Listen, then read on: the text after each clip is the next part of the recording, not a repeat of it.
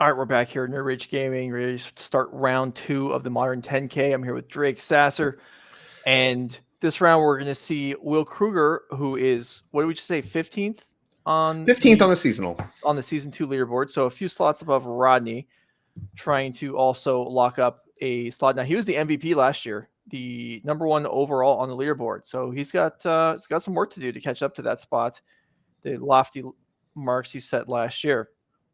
And so before we started today, Drake, you were saying you think Modern's pretty interesting right now because you feel like the 4-color dominance is kind of sort of being pushed aside. We're going to see if you're right or not this round. 4-color versus Death Shadow. For sure. And, this is a really cool match to watch because Death Shadow is actually the deck of choice for me in the current Modern format. It's something that plays very similarly to Murktide, which is very much my speed, but also has a little bit more game against the leyline binding decks because all your threats are very cheap. Mm-hmm. And it also has just like the discard plus counter spells plus removal spell like interaction pivots that allow you to have a better game against the 4-color deck. So yeah, we're gonna see how that plays out here as we head down to match #1 here. All right. So Will Krueger versus Aaron Telander on Grixis Death Shadow. Look at this. Jegantha versus Yorion. Feels kind of like a battle, like a legendary Pokemon battle or something. If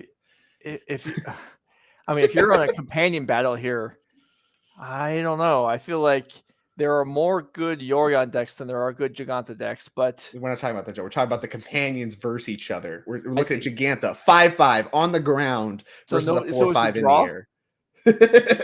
4/5 in the air, Joe. It's all the text in the card. There's no other text. All right. Very quickly, 2 fetch lands here played, one by each player, and a Bauble from Will Krueger. Going to hold that up for the little bit of the scry action on the end step. You can take a look at your top card if you want it. You don't crack the fetch land. If you don't want it, you can crack your fetch land, shuffle it away. You are good to go. As here is another fetch land for Aaron. Going to quickly fetch and most certainly shock. Again, this is a Death Shadow deck. We're trying to get your life total as low as possible, as fast as possible to make your Death Shadow as big as possible. That's the formula here. Also, conveniently, makes your mana work perfect in the fetch shock mana bases of the Modern format. All right, let's just get. Do we have the records wrong, or are these players both 0-1? Let's see. Okay, we actually have. All right, so a bit of departure the way we normally do things, but Will Krueger is important part of the series in the race. So yeah, we may see that throughout the weekend here, kind of diverting from showing the players who are at the top of this event to the players whose standing matters because of their leaderboard standing. Will Krueger, a mainstay, looking to get it done here. Like you said, right. Position 15, need a lot of points, but not outside his reach. He's going to have to pick up some wins here after a loss in round 1, but yeah, absolutely. So again, at the end of the weekend, the top 2 unqualified players on the Season 2 leaderboard will earn slots at the end of the year championship. And so like you're saying, yeah, Will's off to a good start here as a Ragavan gets picked off by Unholy Heat. That's notable. You do give up a little bit of equity on the Bauble as we see the Bauble draw happening right there. Didn't just take a look at Aaron's top card because Will was going to crack his fetch land no matter what to grab the Stomping Ground to fire off an Unholy Heat at the Ragavan. A lot of respect for Ragavan's ability to swing the game even using the dash mode. Typically the dash mode isn't as snowball. You have to commit 2 mana to it every single turn. That's a lot worse, especially in the Shadow deck that isn't known for making its 5th and 6th land drops very often. They are very light on lands as all their threats are very cheap. As I believe Aaron just quickly passed the turn, suggesting potentially like Drown the Loch or any kind of interaction. Life total not quite low enough to start deploying Death Shadows quite yet. Yeah, that's, I guess, you can. You may not want 5 lands, but you probably do want 3. Not because you necessarily need 3 mana, but you need 3 fetch shock lands to get your life total low enough. Yeah, or a Thoughtseize in the mix or something like that, right? But yeah, you do need the third either fetch or shock to get your life total into Death Shadow range. Will just developing his mana. I think that favors Will quite a bit, as Will's cards are much less cheap and efficient. Things like Omnath cost 4 mana. Yorion is a card that Will's looking to play in the average game, whereas Jegantha doesn't come up as much for Shadow, as we do see the Yorion picked up here by Will. Quick pass to the turn. Utilizes the mana. Aaron is stuck, and Will no incentive to actually put creatures on the board and get the game over with because probably able to determine what Aaron's playing here, and yeah, you I don't think want to we're do going him to any see this one get favors. drowned and locked very quick. Yeah, it's Yeah. just Aaron allowing Aaron to use his cards. Will looking to maybe just make some land drops on the house with the Expressive Iteration. No land picked up for Aaron, but I think another copy of Drown in the Loch was picked up. So maybe the Shadow deck going to try to stifle some of the land drops for Will. See if there's another one in hand. An Omnath pulled to the front. That doesn't speak to having a land drop necessarily ruled up. All right. Here comes Expressive Iteration number 2. That one's going to meet Drown the Loch number 2. Here we go. How about 2-color, multicolored, powerful spells? Here's Abundant Growth. Last-ditch effort to make a land drop. Drawing a card. It's Wrenn 6. A good one. Can't deploy it this turn. And another quick draw and pass of the turn. Shadow pulled to the front by Aaron. Has to be pretty frustrated. Can't deploy that. Yeah, this is rough. Expressive Iteration number 3 meets Drown number 3. We did it. Achievement. Well, sort of. Now Will Krueger can develop this Wrenn 6 here. And, well, that's just going to be a continuous source of advantage. Wrenn 6, quite a strong card. There was a Jerry Thompson article this week talking about the development of Modern Horizons. It mentioned Wrenn 6 and how, yeah, maybe this card could have been a little bit weaker and still been playable. Definitely, at least for the archetype it was designed for. Red green lands matter. It's played in basically everything but red green lands matter decks. I guess Scapeshift kind of counts, but the card's certainly a little high on rate for sure. Absolutely. So we're going to see Will fetch here and in step. Ledger Shredder added to the board by Aaron, now out of Drown the Lochs almost certainly. New addition to this deck. You can play full 4 copies in the Shadow deck from Streets of New Capenna. Let you connive when any player, the Shadow player or the Omnath player, plays their second spell. That could potentially help Aaron get back in this game as far as hitting land drops. Also potentially threaten a clock against this Wrenn 6 that is running away with the game for Will Krueger. Yeah. Now, I don't want to get ahead of myself here, and I'm not an expert Magic player, but I'm pretty sure the plan is to play a threat and use Drown Locks to defend the threat and push through damage. And the stall on mana here for Aaron just meant that's not the way things played out. And the fetch land picked up by Will and Omnath added to the mix. This is the formula we've seen again and again by these 4-color decks. You get your Omnath into play, you get to crack your fetch, so it's basically functionally free, right? You get your rebuy on your 4 mana. You're able to make both land drops, as Will was able to do. You get your life back, you get your mana back, and with Wrenn 6 plus Omnath, those are the 2 threats that we see again and again lead to almost directly to victories for these 4-color decks. So we're going to need either a great turn out of Aaron, or I think this game is going to very quickly slip away. Yeah. Oh, I think it's already slipped. I think the banana peels were all over the place for Aaron this game.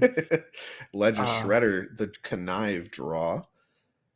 And we're going to end up prismatic ending the Ledger Shredder as well. So we're going to get rid of another Ledger Shredder. I like that quite a bit. The counter doesn't matter as it has gotten prismatic ending. Here comes 2 Mishra's Baubles. Going to get a good look at what both players are going to be drawing here. That is unusual in the middle game to have 2 Mishra's Baubles playing the same turn. So they must have come up out of the Omnath draw potentially and the Abundant Growth draw last turn. Or how would this even happen? The draw for turn this turn. Yeah, it could have been draw for turn this turn plus the Omnath draw. I don't know, maybe don't use it. Drown the Loch number 4, going to take care of Omnath. Achievement unlocked for sure. We've used all 4 Drown the Lochs. Land picked up. I think we probably should see a fetch shock play Shadow, because that way it doesn't die to the Wrenn. Going to go ahead and pass the turn back. Suggest maybe Spell Pierce or another piece of 1-mana interaction for Aaron. I mean, that's... Aaron can deal with all of Will's threats that he want. Well, okay, now he can't. But this Wrenn 6 is getting up there. See an Unholy Heat being shuffled between the Shadow for Aaron. Okay. Well, that's a good way of chopping down this Wrenn 6. Especially because I don't think Will's activated it yet this turn. Is there even Delirium? Is there a sorcery in Aaron's graveyard? I don't know that there is. There is creature, instant, land. Yeah, you're right. Yeah. That's got to be the problem here is there's no sorcery or artifact. Obviously, Aaron does play Baubles of his own. As here comes a Spell Pierce. Going to go after the Teferi Time Raveler. That one going to get paid for. And Teferi going to enter with 5 loyalty as well. Likely going to return Abundant Growth to hand if I had to guess. Keep the cards running. No, it's just going up. Just going up. All right. I wonder if that would have been the case if Aaron did have Delirium. But yeah, just rolling it up because it dies the heat no matter what. Right, but without it, it's definitely going up. Does protect it. Looks like Dreadbore. Is that a Dreadbore? Okay, well that would be another way to. It's a sorcery too. Dreadbore. If it is a Dreadbore, that would be really good. It's just a Terminate. Sad. I was so excited. I was like, Dreadbore, a sorcery can get it done? No, not quite. It's here. Okay, here's another, there's a shot. Oh, that's right. I thought that was the Unholy Heat coming out. That's a shadow. All right. Bam. And there is a sorcery picked up. Expressive Iteration. Terminate doesn't look to be too good. Iteration going to get discarded. That does turn on Delirium. Get a counter for our conniving Ledger Shredder here. Sacrifice Mishra's Bauble. Take a look at his own card. Does he want it? We don't know yet, as here comes an instant speed prismatic ending, thanks to our rolled up to Fairy Time Raveler. Looks like Will does want his top card. Gonna untap, draw for Bauble, and then draw for turn. 2 Unholy Heats. That's pretty good. All Will has to do is protect this Ren for one more turn, and that's likely game over. And Aaron does not seem to be in a position to really threaten it very easily.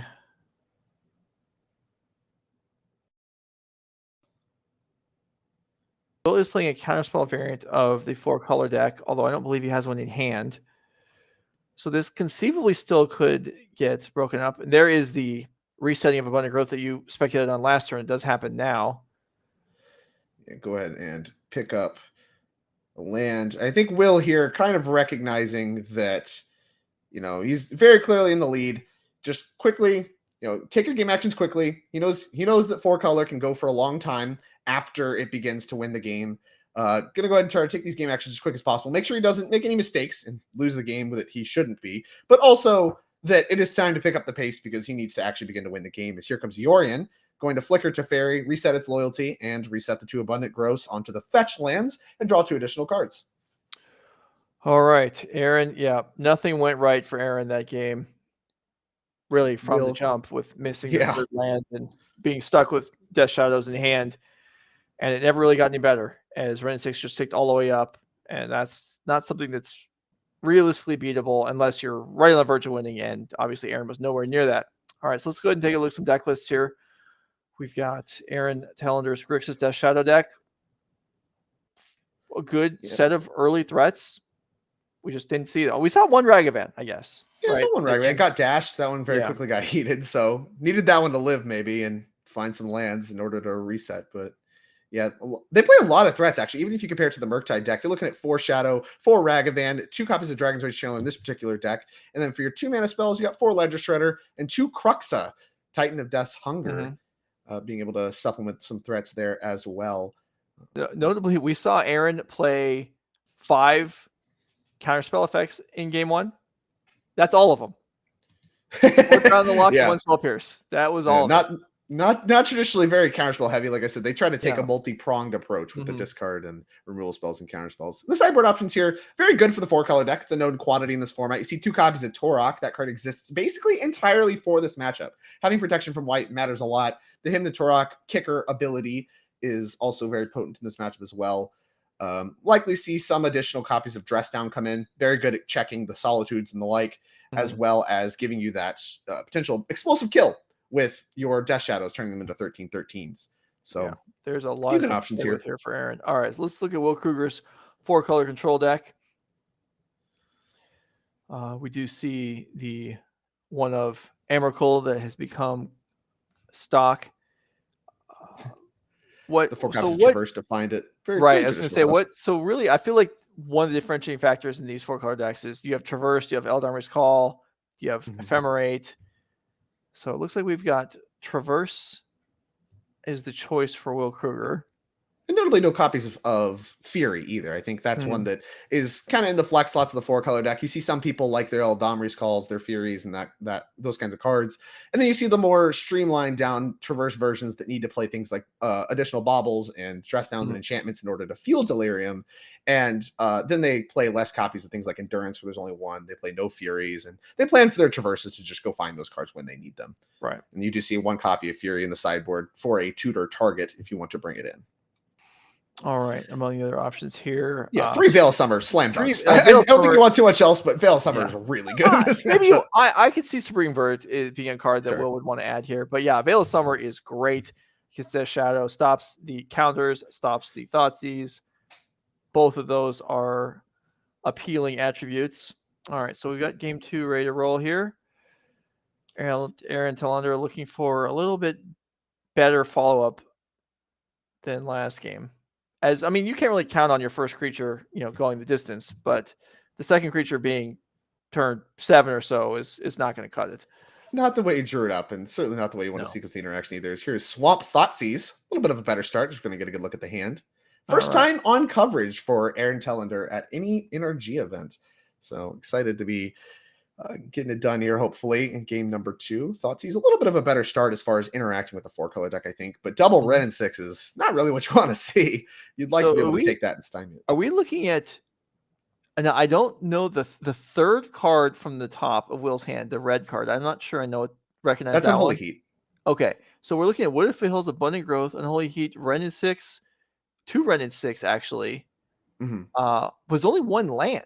Only 1 land. This Abundant Growth and a few draw steps need to get there in order to cast this Ren and 6. And with Aaron taking one of the Ren and 6s, it has to make you wonder if we have second land Drown in the Loch for the second copy in order to really stymie the mana development here. I mean, that's possible here. Yeah, because I feel like there is an obvious thought of my opponent only has 1 land, take the cantrip and hope they get stuck.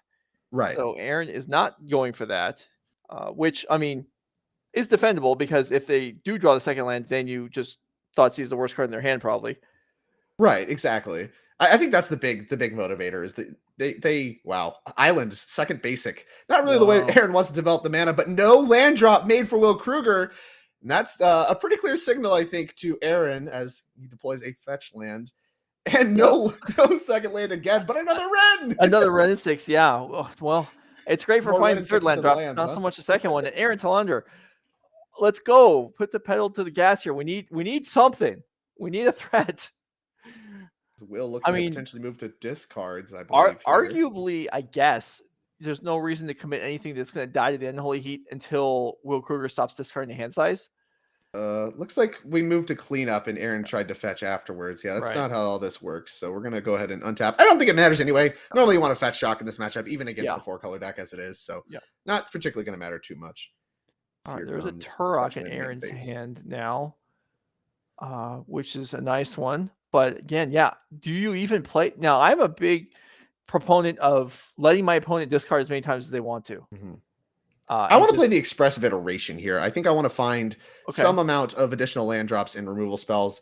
Aaron doesn't agree. I don't mind this either. I don't mind just not casting spells and like developing your mana while Will continues to move to discards. I think that's a fine way to do it as well. You are the one that is going to develop your mana and be ahead as soon as Will starts being able to play spells.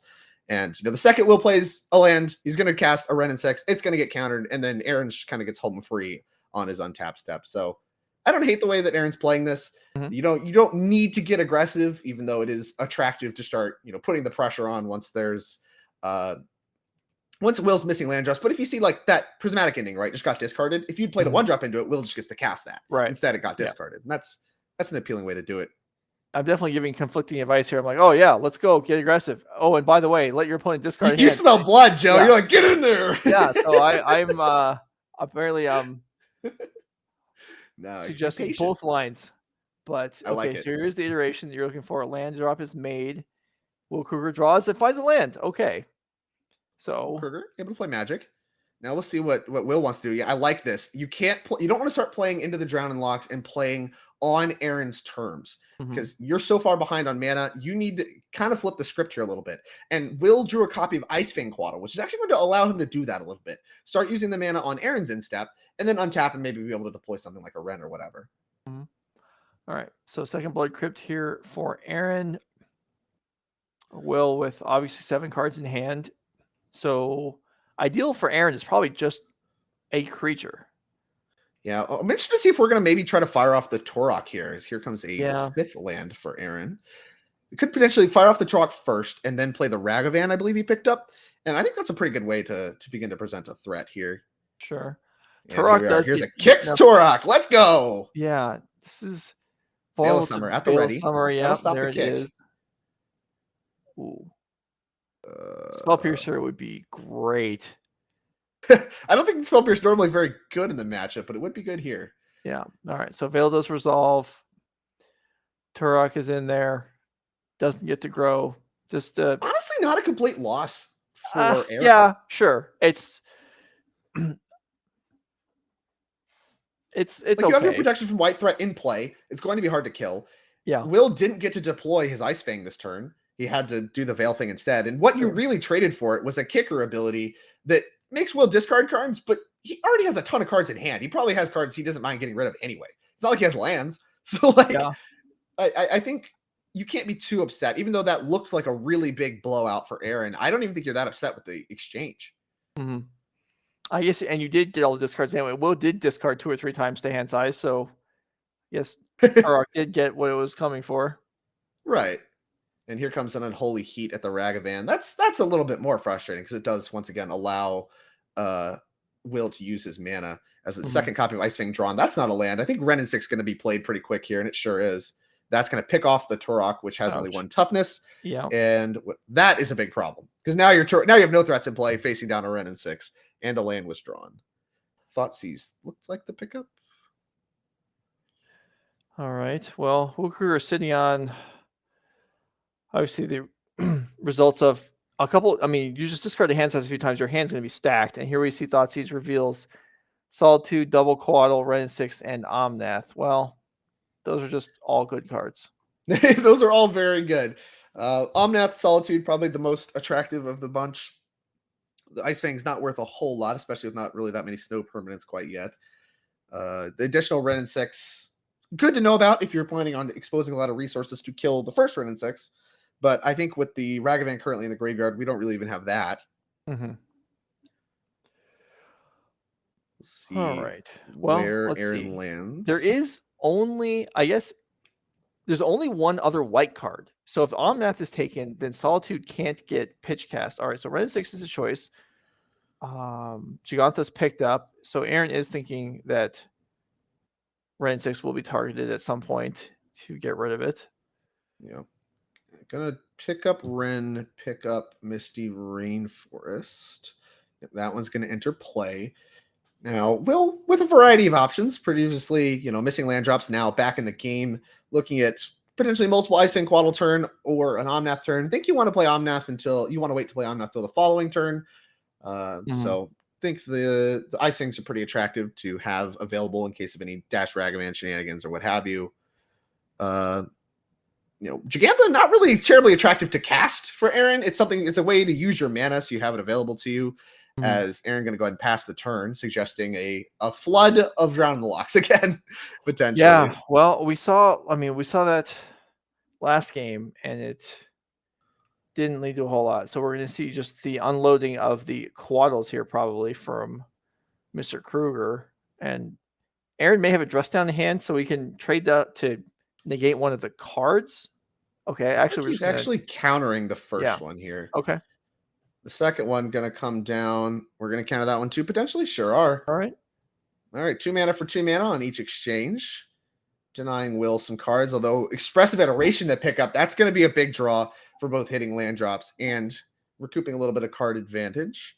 As here comes another Misty Rainforest. And Will firmly back in the game now as here comes Omnath.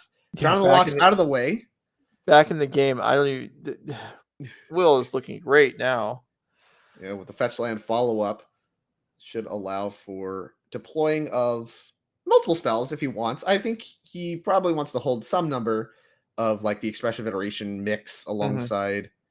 I mean, I think Will Solitude. may have got Boseiju in hand. How many basics are likely to be in Aaron Telander's deck, given that he started with Swamp Island?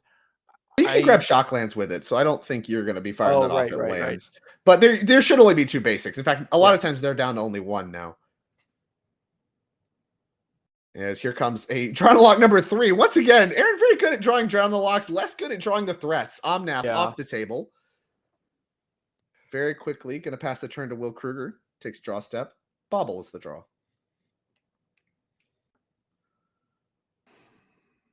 All right, you can see that pink sleeve in Will Krueger's hand. That is the Yorion that was picked up. But plenty of other action as well. And, I mean, even Yorion right now would just draw 1 card, but it's, Aaron's only at 8. Only takes 2 swings to finish the game off. Yeah, the game ends very quickly. That's the downside to Shadow. As soon as the tide turns out of your favor, the games end very quickly as your life total is very low most of the time. As here comes Expressive Iteration. Looks like Traverse among the cards. Maybe 2 Traverses? Yeah, Will says, I'll take both Traverses. Thank you very much. I'll take 2 of my 1-mana Demonic Tutors. Thank you. So Ren's going to tick up. Grabbing a Misty Rainforest. That one's going to enter play. Have to imagine Traverse the Elven Wall. Checking for Delirium here. Planeswalker among the mix. Have to imagine we have Delirium for sure. Went to discards multiple times. Let's get a good read of Traverse here. All right. Yep. Search for basic. Land or creature here. But if you have Delirium, any land or creature. Let's go take a look. And Will actually kind of shockingly close to casting this Emrakul in his hand, right? Like, we have Artifact, right? In the graveyard. We have Planeswalker in the graveyard. I think we went to discards, we have instant sorcery creature. I mean, Emrakul has to be pretty freaking cheap. Yeah, that's going to be a problem. Also, that's not easy to... how is Aaron going to get out of this? All right, let's see. From his perspective, Ren 6 has to be dealt with. For sure. But a Heat can do that at basically any point. Unholy Heat can handle that. We know the Yorion's coming. His deck does have removal spells, Terminates, and at all. I mean, that's solvable. But the density interaction Shadow has, I could see this game playing out in such a way that we have the Shadow player answer a bunch of the stuff else going on, and the Emrakul actually mattering. Like, that could be the thing that slams the door in this game. We do know Will picked up a 2nd copy of Traverse. That'll have to be checked as well, but basically adds 1 to anything he wants to cast. Draw for the Bauble, draw for turn. Solitude and Abundant Growth. Good to be drawing spells when you have a Ren 6 in play. Right. You don't want to draw lands. Yeah, he's not floating on lands, that's for sure. Definitely recovered. This does not look like a game for one of the players discard the hand size on turns 2 through 4. Right, and that's the power of this this 4-color deck, where you can miss a bunch of land drops, but as soon as a Ren starts doing its thing, you're just hitting your land drop every single turn. It doesn't matter you're not drawing lands. In fact, you don't even want to draw lands. You want to just never draw land again as soon as there's a Ren 6 in play. And that's exactly what Will's getting done here. As we see a massive graveyard from him, looking to pick up. And what did Foothills this time? Potentially looking to fetch a basic. All right, so this is going to be 1, 2, 3, 4, 5. This will be the 7th mana source in play. So could Emrakul cost 6 discount at this point? It might. He's tapping 7 mana. There's nothing else to cost 7. Oh yeah, there it is. Emrakul, the promised end. All right, not normally really for this matchup. Gonna look really good here though, as we highlight what types we got. Looks like Artifact, Planeswalker, Creature, Instant, Sorcery, Land. My math's good. That's 6 types. That is a 7 mana Emrakul, the promised end. Okay. We have Drown in the Loch. Going to that one. Number 4. Here we go again. We do so you see get that cast trigger here. Will is going to gain control of Aaron on their next turn. Take a turn for them, and it wasn't a guarantee that there's actually going to be 13 spells cards in Will Krueger's graveyard, but apparently there were. So at least Aaron is saved from it coming into play. But all right. Dispute our own Ledger Shredder. Draw. Have to discard a spell to make the Ledger Shredder one bigger. That's a little weird. I think Dress Down. Yeah, gonna hit the graveyard there. I mean, Aaron's leftovers, if it's just a Bauble plus. Yeah, I mean, this was obviously good for Will, but it wasn't like as bad as it could have been. Yeah, this for an Emrakul resolving, normally that just ends the game. It surprisingly matters here, as we're going to play a Bauble. That helps deny Aaron the connive on the following turn. So I like this. Choosing not to crack it. No way to get the card right away, as we have a draw from Aaron. Didn't get a great look at that one. Is that a Tourach? That'd be really sick if it's a Tourach. It looks like it might be. I mean, it's cool and all. Is it Tourach, trigger. Well, this one doesn't die to Ren. Well, Will has got plenty of cards in hand. It's true. But, I mean, Tourach is a problematic threat.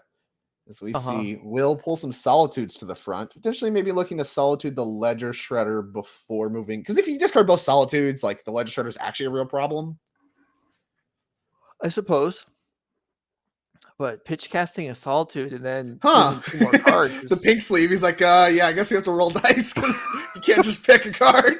I guess there is some downside to this 2, 3, 4, alternate 5, sleeve 6, thing here. 7. Oh no, 6. 3 dice. What? Oh, that was Ledger Shredder.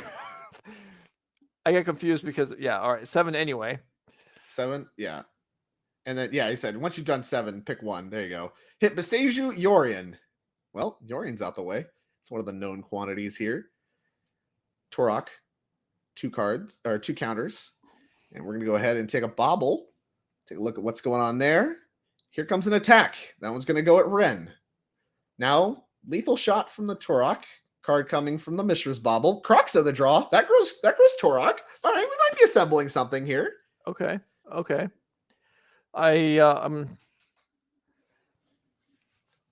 I'm still skeptical, but all right. No faith, Joe. Here comes a tick up. Gonna grab the Flooded Strand. And here is an Omnath. Powerful card. Does not block Tourach. Drawing. Breeding Pool the draw. Not really what Will wants to see. All right. So what all in Will's deck actually does deal with Tourach? There was a lot of red and 6s. Fury, if it works. I don't even know if he has the Fury in his deck, right? Right, I know. There was the one Sideboard Fury. Blocking with Emrakul. Well, that's off the table for now. I don't got a lot of other stuff, Joe. I mean, the cards there to be pretty good. I guess Quaddle is actually a big problem, right? Quaddle is. Yeah, that's the way to do it. Yeah, Quaddle is the realistic answer. All right. Well, I mean, we do know that Will had a second copy of Traverse at some point, and with 4 snow-covered basics, Icing Quaddle might just be what he needs to search for here. So yeah, he says, I'm going to shuffle in a second. I'm going to go ahead and cast this. That's going to trigger Ledger Shredder. Land among the draws. I like discarding Kroxa here potentially because it's really hard with an island in play to play it and escape it in the same turn. And I think it's one you want to put into play. We are just going to go ahead and discard the Polluted Delta, though. And an Icefang Quaddle is what is found that is going to save the Ren and 6 from Tourach Dread Cantor. It is only protection from white, only one color. And I'm going to tap for... Oh, I see. We made mana off Omnath. We're going to cast our Icefang Quaddle, use the remaining mana here, and cast Solitude.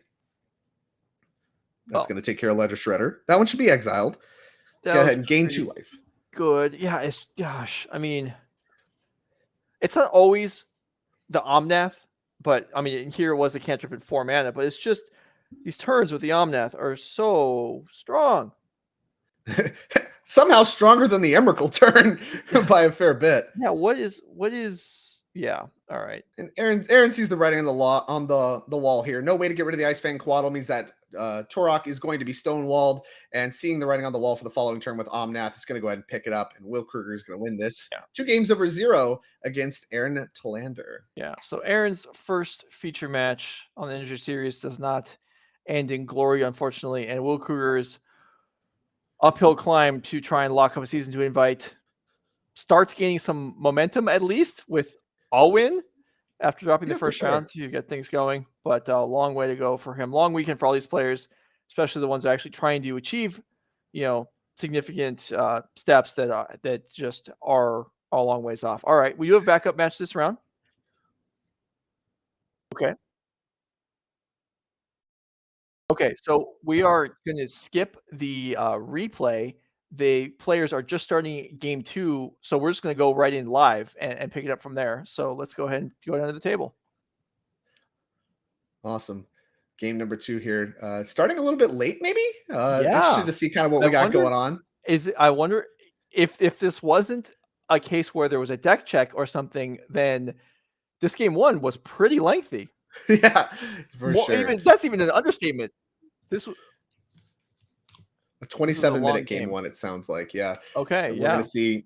Take a look. Looks like the matchup is a 5-color control deck in the hands of Cat Miller Granger versus a Jund deck in the hands of Don Jervis. A little bit of a maybe flash from the past here. Jund mid-range. Okay, well, let's see. Cat Miller Granger, 5-color control is what they brought with. Okay, so I'm excited about this because Shadow Prophecy is a card that I was thinking about for Pioneer that hasn't seen play yet, at least much, and is a fairly powerful new card drawing spell. Maybe we can pop that up on the screen. Yeah, Joe, I don't know what the text on Shadow Prophecy is. So okay, well, it's a card that I'm excited about. You. And all right. I haven't done much brainstorming about Modern lately, but Cat Miller Granger has Shadow Prophecy, the full 4 copies in their deck. So this is if you have Domain, so we saw already Leyline Binding being a very cheap spell. This is on par with Fact or Fiction when you have Domain for 3 mana and 2 life, sure, but oftentimes 2 life is something that's survival, and this is a card that I think is impressive. But no, I think you're right. Yeah, that's really impressive read. I can't believe that's the first time I read that card. That's really cool. It's very powerful. I haven't seen it played in Modern. Actually, I haven't hardly seen it played in Constructed, but we'll see how this goes. Meanwhile, Don Jervis with Jund. We have some new cards here also. If we can pop up Soul of Windgrace. It's actually 3 copies. I was keeping that. I mentioned that Jund midrange is an old time mainstay, but this deck looks very different than traditional old Jund decks. They're just like Tarmogoyf, Liliana the Veil, all that stuff. We have some of that going on, but the Planeswalker is actually Wrenn and 6, and we're doing 3 full copies of Soul of Windgrace. Right. What's going on here?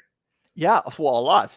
So 3 separate activated abilities that are all the cost of discard a land, which, Wrenn 6 is great at fueling that. And then Soul of Windgrace also allows you to play land from the graveyard when it comes to player attacks. So yeah, really just the ability to cycle your lands to do different things, gain 3 life, draw a card, or get indestructible. So nice card, and not overcosted at 4 mana 5/4 either. But let's go ahead. It's got stats, gets the job done. Yeah, let's go ahead and take a look at the board here. So Cat Miller Granger up a game, and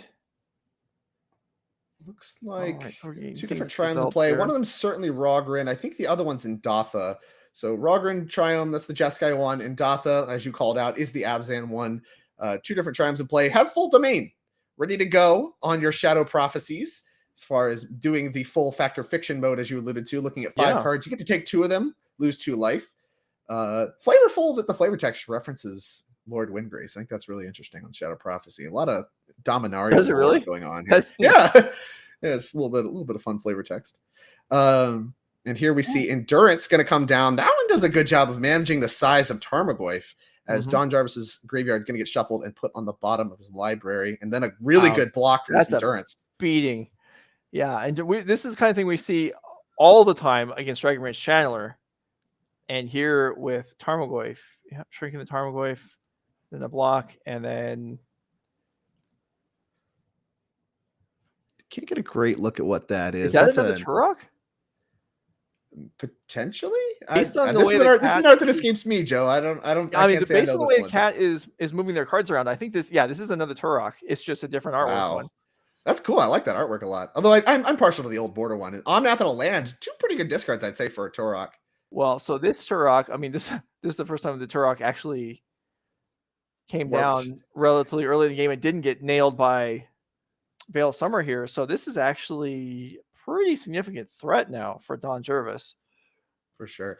As it happens, actually, this is John Jervis's, I believe, first time on coverage. Cat's second time. Last time was last Minneapolis, and they're both good friends. They both know exactly what each other's decks are, and maybe even have some familiarity on this otherwise maybe a little obscure matchup. Yeah, I mean, Jund is obscure now, really, in modern. Modern, that's well, well especially phrased Soul by of me. But Windgrace. Like, where is that card coming from? That's really sweet innovation here by Dawn. Cat, yeah, a little difficult to pass. I believe it's just Jund +1, right? So it is castable with Urza Saga in play. Correct. And actually can just recur Urza Saga. I mean, that's pretty neat. Yeah, the Ren and 6s also do a good job. I mean, that's kind of what the texture of the new Jund decks look like, right? Is the 4 Ren and 6s rebuying sagas, using that as your primary grinding engine, and then you have plenty of silver bullets to grab, like Nihil Spellbombs and the like, to grab interactive artifacts off of the sagas. Kind of taking a different approach from the hammer decks that we've seen as our other like 4X Urza Saga deck in the modern format. All right, so Don Jervis looking for an artifact to bring into play. Pithing Needle is in hand already. Yeah, I think I don't know how much of the main deck stuff's left. There's Hill Spellbomb, Shadowspear, and Springleaf Drum are traditionally the things to grab. Shadowspear pretty attractive in the face of a large Tourach, though. Yeah, Shadowspear is just pretty solid in general. This card is just very, very nice. Very of course, I mean, we see it all the time because all these Urza Saga decks are, of course, going to play it. It is nice to have a token card to bring in and have an impact against aggro decks. And here, pushing the Tourach above the endurance size-wise. For sure, yeah, making a 5/4 very relevant against the 3/4 endurance. Now, a second copy of endurance, Cat did leave all their mana up. Second copy of endurance would be somewhat problematic. Still a 1-for-1 if you get a good double block off, though doesn't really respect a removal spell from Dawn. Looks like just a single block going to happen here. 1 point of trample going to come through, and a large life point swing for Dawn. You should see what this Pithing Needle is supposed to target. Yeah, I don't even know if we're supposed to cast it, but if Dawn has a follow-up land here. Pithing Needle entering play. Have to imagine we're naming Ren and 6, so that shuts off your own Ren and 6s. So we'll see exactly what we're going to name here. Get confirmation on that as an Unholy Heat going to come after. Okay, so that block makes sense now. So without having access to Delirium, it's going to take 2 cards to finish off this Tourach, but it's a big enough threat that Cat is going to go for it, and we're going to respond with a Channel Boseiju targeting the Yegantha Triome. Yeah, I think it only says one opponent's discard, so I don't think that grows it. Right. But it's something that couldn't have happened afterwards because the legendary discount will go away once the Tourach dies. Correct. And so we're looking to see what we're going to grab here. Breeding Pool. No second copy of Yegantha Triome to grab for Cat. So just grabbing a Breeding Pool. So still has 4 of the 5. Yeah, but let's cut off Shadow Prophecy if one was drawn or something like that.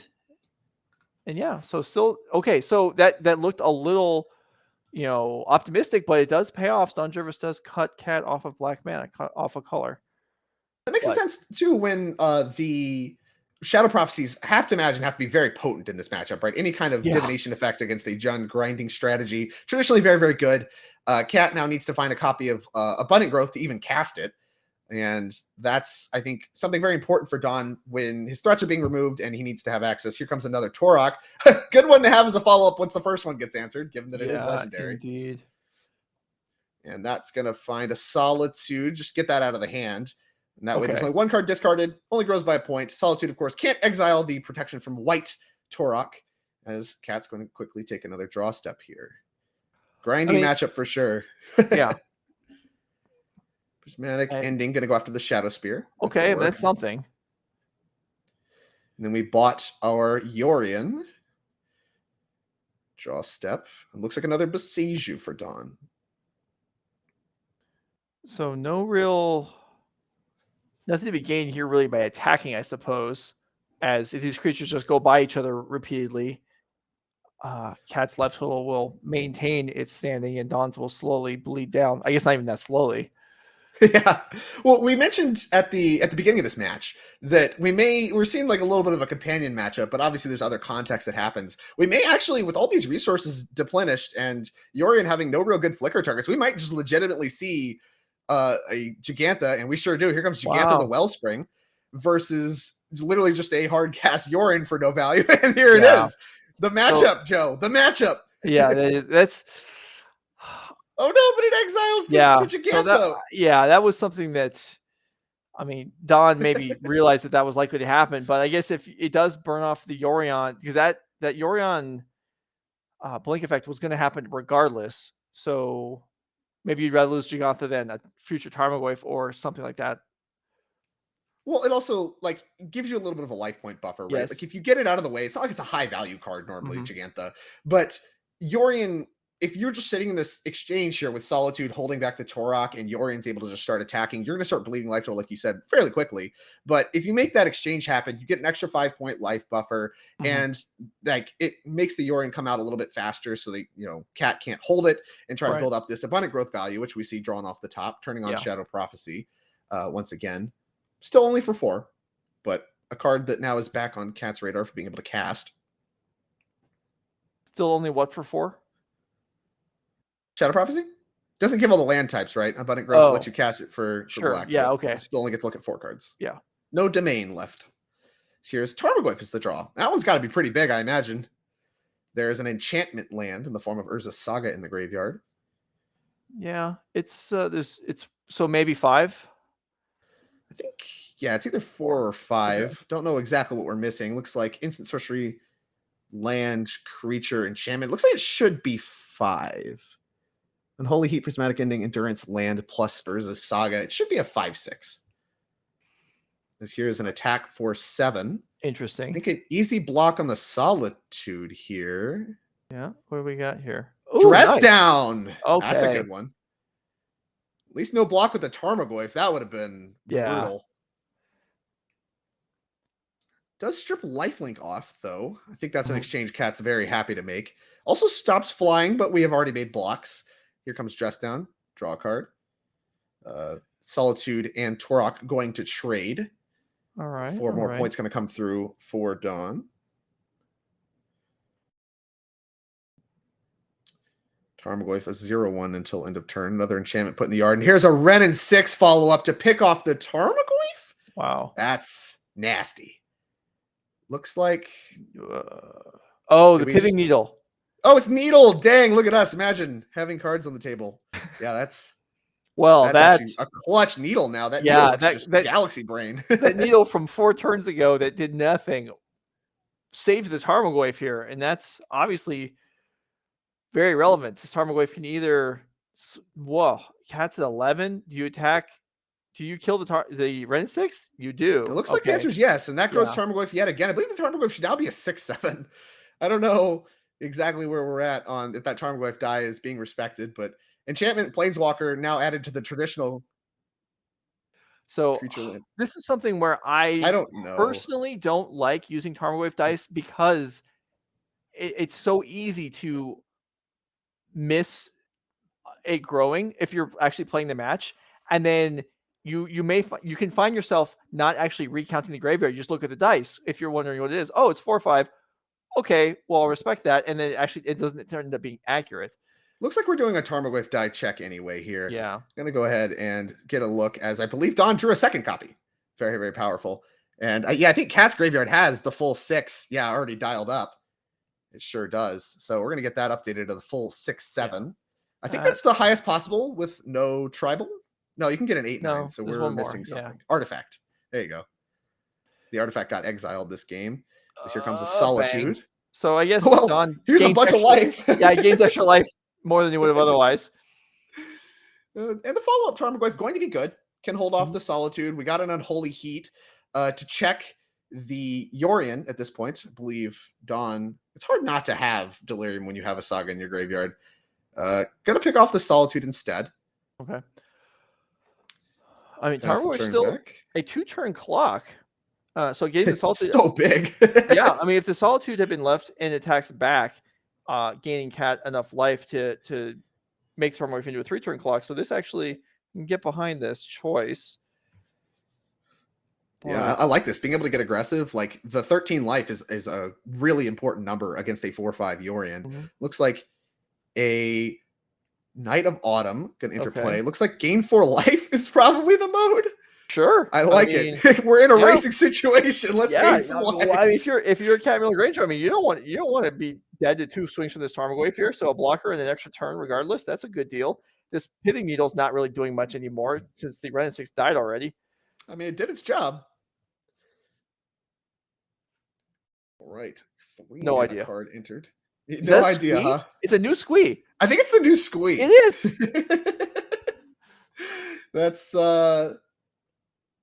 choice. Can we get that one up on screen here? Let's get the full name on the new. I should get bonus credit for that one because you should. Squee Dubious Monarch. That's even a new card. Not only is it a new card, it's a alternate version of something powerful one. Here we go. Get a look at the new Squee. This one has haste. That's why we see it attacking. When it attacks, you get to create a 1/1 goblin that's also tapped and attacking, and you may cast it from your graveyard by paying 3 in a red and basically escaping 4 cards. It has essentially escape for 4 or whatever, but you exile 4 other cards from your graveyard rather than paying its mana cost. You get it back.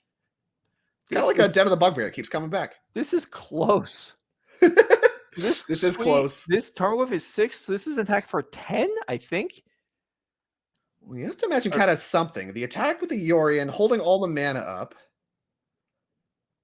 What an awesome game this has been. See, this is modern as I remember it. Just exchanging your resources, and we're in a racing situation.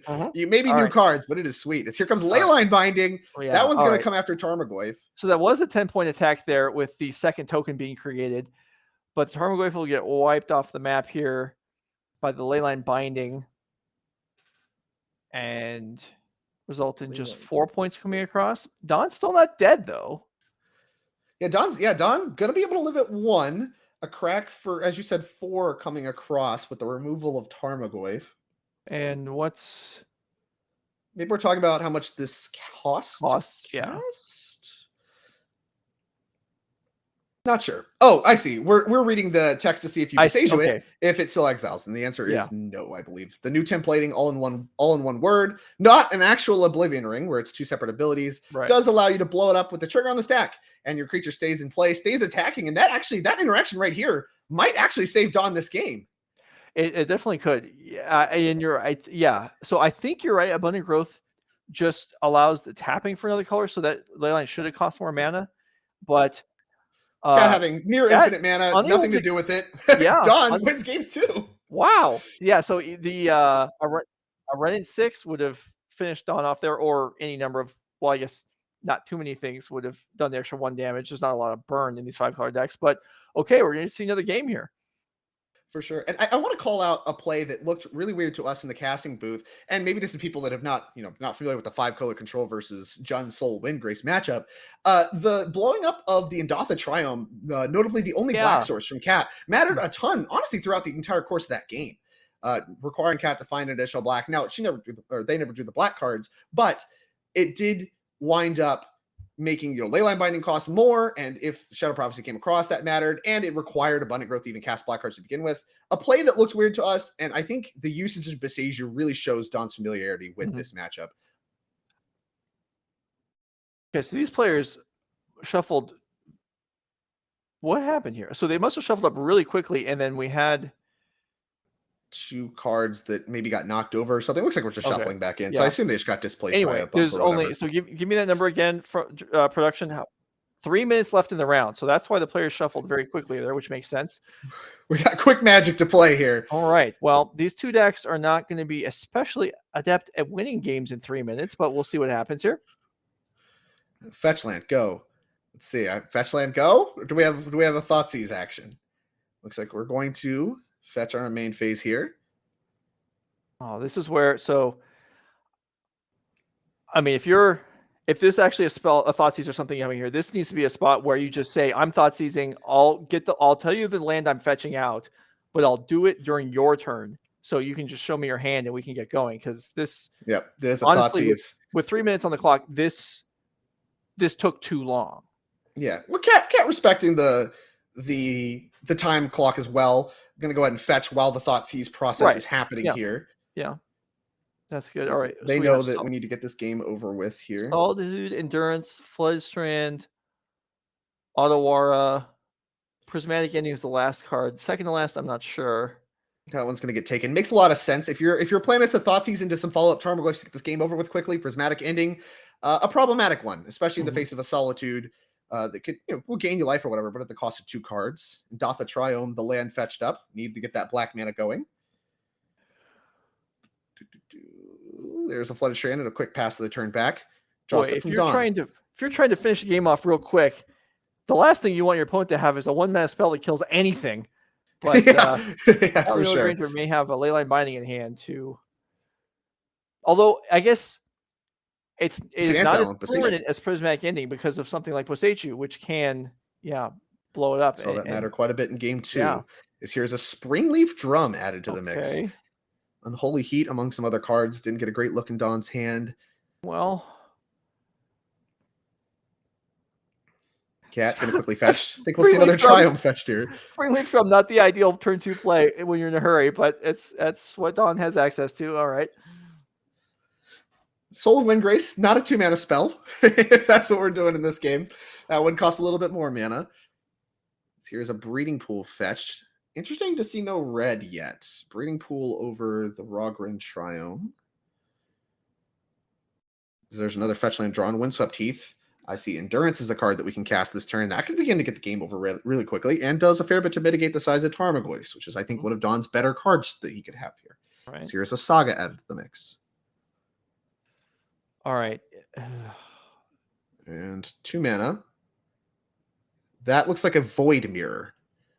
That one's going to shut off any spells that are played that don't have any colored mana spent on them. Wow. Shuts off the Solitude Pitch Cast, and I mean, any of the Evoke stuff, really. I wouldn't have got that even if... Good job on identifying that as Void Mirror. I would have not been able to do that. Card's sweet. It was supposed to be the latest and greatest to kill Tron, Joe. You should know about that card. It's supposed to kill I know about the card, but I mean, just from what you just said, it was supposed to be, not that it was. So yeah, I know what the card is. I just have never actually seen one before. Ironically, it's better in Modern as an anti-Cascade than it ever was against an anti-Tron card. Here comes Endurance. Cat going to deploy a threat here. Put Dawn's Graveyard on the bottom. Go ahead and lay the beatdowns here. 3 damage. Quite respectable. Here's Renin 6 going to happen first. That one's going to happen. Tick that one up. Grab a fetch land here. Chose Flooded Strand. That's excellent. I mean, Dawn down to 10. Yeah, this could happen here. Changes. The dream not dead for Cat. If one of these players was going to win in 2 or 3 minutes, I actually would have guessed that Dawn would have had the advantage there, but Cat is for sure. Tarmogoyf adds so much to your ability to close a game, but you have to actually draw your Tarmogoyfs and put them on the stack here. Endurance still pretty good against that plan though. So now Tarmogoyf maybe a little bit worse than it was in previous rounds or previous turns rather. Player maybe we'll see a Soul of Windgrace here. That'd be sweet. 5/4 does a great job checking in Endurance. Renin 6 plus Endurance could pick it off, but that doesn't do a lot for Cat's ability to close this game. But we do know Cat has things like Solitude that is close to being hard cast. Can't evoke it. And it looks like maybe a Soul of Wind. No, it's just a Tourach. Kick Tourach. Arguably better. Yeah. Fetching in response. Just a Tourach. Well, just a Tourach is pretty much good. Better than Joe, I just want to see Soul of Windgrace, man. That card is so cool. I know. All right, Cat's thinking about what they can do here. Is there a dress down in hand? I think there is. There is, and that would stop the Tourach from growing and allow Cat to pick it off with the Wren on the following turn. Well, not only stop it from growing, would it? It would stop. Yeah, it would stop Cat from being discarded at all, right? I think so. I don't think it's a cast trigger. I don't think so. That I was less confident. I'm not sure about that one. Whenever an opponent discards a card, when it enters the battlefield, yes, it doesn't need to be effect. So that will actually stop the enters the battlefield effect as well. Basically, just a 2/1 proc white. Dress Down going to do a really good job of mitigating this Tourach here. And I think Dress Down, the presence of Dress Down in Cat's deck is why we haven't seen Dawn go for the Urza Saga tokens as much as you maybe would expect in other matchups. The Hill Spellbomb is cast with the Springleaf Drum.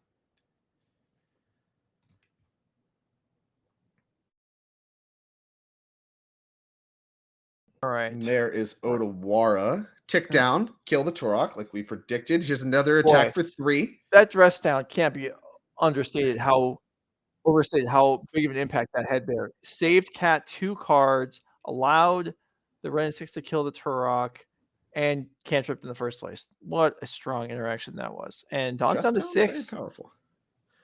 All right, that's going to tick up to 3 on the Urza Saga. We did see an in-step Nihil Spellbomb activation. Go ahead and blow up the graveyard. It's going to do some work to mitigate the Ren 6 if there is no fetch land present. Going to make a token with the trigger on the stack, and then go searching for an artifact with converted mana cost 1 or 0. Kind of running low on those is Dawn, having been through Springleaf Drum and a Nihil Spellbomb.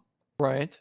So Shadow Sphere is probably still waiting in the wings. And this construct, when Dawn activated, I was thinking to myself, like, oh, this construct's just going to chump block. But it's actually a 4/4. So yeah, it's so big. Dawn's drawn all of the artifacts this game. So doing a little bit of like a hammer impression, potentially, without any hammers. You just have the Shadow Spear. And all right, we so are this is turn okay. 3. Yeah, so I was actually just going to ask for an update on the time, and we're actually in time. I guess the dice at the very top of the screen is the turn counter, so it's actually turn 3 already. Looks like an Unholy Heat. Okay. Not sure if that one has Delirium. I believe it does. Once again, Urza Saga does a really good job of adding the Delirium mix. Yeah, creature, artifact, enchantment, land. The first 3 cards take care of Delirium. That one probably should go after Endurance here. Stymie Cat's ability to attack for lethal over any sequence of turns. That is going to take care of the Endurance. Well, that is likely going to take care of the match. We have a Solitude. Okay. That would present lethal normally. And I think you have to not actually make Dawn gain any life here, because you need to pick this out the way and then find a way to get 3 damage, either with combination of a Ren plus some kind of shock, or I don't really know, some sequence of cards to let you find 3 additional points, as the Endurance is off the table and no longer matters. All right, so Dress Down would get rid of the construct, and then Ren 6 ping, so 2 more damage. Teferi does it as well. Is there a Kolaghan's command? I'm sure there isn't. The last shock. All right, there's the Teferi.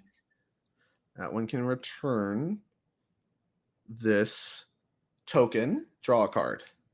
Looks like Shadow Prophecy drawn. Not exactly what the doctor ordered. Here's an attack for 3. And down tick Ren, do 1 more point. Dawn falls to 2. You said these players know each other. This would be a spot where, if you can demonstrate to your opponent like that they are dead. It looks like Cat getting pretty prepared to reveal their hand. Say, hey, like, Pithing Needle, name's Ren. Okay. And here's what I have. I have 3 removal spells. Well, I guess technically 2, but 2 removal spells, a Shadow Prophecy, and an Abundant Growth. I believe that you're going to die on your next turn, no matter what you do for the rest of this turn. So definitely the way that you should play. Unclear what is going to happen. I'm not even sure necessarily that we will get an update on this, but this game... we will eventually. But yeah, let's go ahead and bring it back to the booth here. We don't need to see this, so that the gameplay has ended there, and the players will determine, can I convince you to concede, or can I convince you to concede? Either way, life totals are not going to expire by the end of that. So that will conclude the round 2 match. We'll let you know in a second when we find out what the actual result was. But thanks for being with us here this morning. Thanks for following along. If you want to hit the actual follow button, I suppose you could do that. I highly recommend it. Actually. Yeah, no, it's good stuff. If you push that follow button, all kinds of rewards are in your future, including more Nerd Rage coverage. You sound like a fortune cookie. If you want to, Drake's going to step away. So if you want to be reminded, if you remind yourself to come back this afternoon and watch Drake, you should do that, because Drake will be back in a few hours. We're going to swap in Becky Bell for the middle rounds of the day. But yeah, we're playing Modern all day today. We're playing Pioneer tomorrow. I'm just kind of stalling, waiting to be told what happened in that match so we can tell you all. Okay. All right. So Cat was awarded the match there. Cat did get the victory over Dawn. The demonstration of cards in hand was enough to elicit a concession there. So Cat picks up the match, and we're gonna wow. Okay, so round 3 has already been posted, so we're gonna blink away real quick here and be back, just like a Yorion. We'll be back instantaneously, except It's actually it'll be pleasure. more. I'll be back later. We'll be like we're with a judge call. It's gonna take a little bit. Anyway, we'll be back. Drake will be back in a few hours. Becky will be back in a few minutes. I'll be back. No Rage Gaming. Follow. Stick around.